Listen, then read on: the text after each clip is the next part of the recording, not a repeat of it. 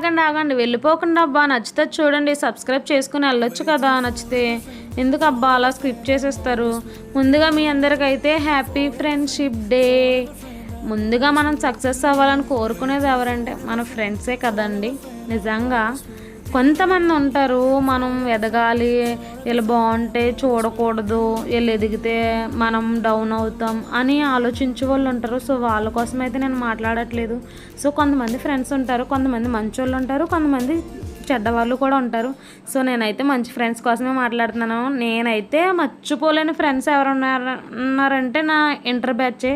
So నా 10th batch అయితే నాకు అంత లేదు, ఎందుకంటే నేను 9th క్లాస్లోనే జాయిన్ అవ్వాను అక్కడ. సో 10th బ్యాచ్ ఏం లేదు.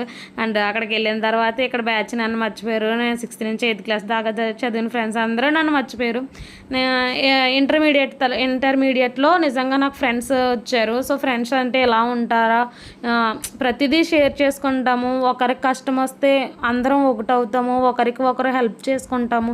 ఇప్పటికీ కూడా మేము అందరం టచ్లోనే ఉంటాం. మేము ఎవరో హయ్యర్ ఎడ్యుకేషన్ చేసినా కొంతమంది చదువుకోలేని వాళ్ళు ఉన్నా, కొంతమందికి పెళ్ళిళ్ళు అయిపోయినా మేము అందరం కలిసే ఉంటాము. ఏ వెకేషన్ వచ్చినా ఏది వచ్చినా సరే మేము అస్సలు విడిపోము.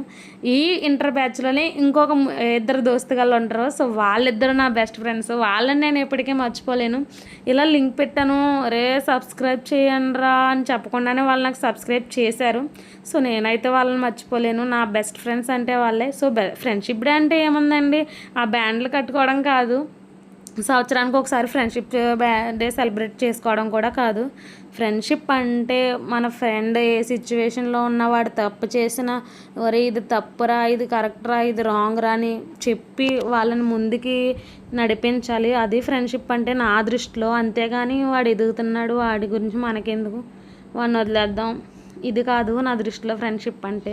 సో నాకైతే మంచి ఫ్రెండ్స్ దొరికారబ్బా, అది కూడా నా ఇంటర్ బ్యాచ్లో. సో నేను వాళ్ళనైతే వదులుకోవాలని అనుకోవట్లేదు.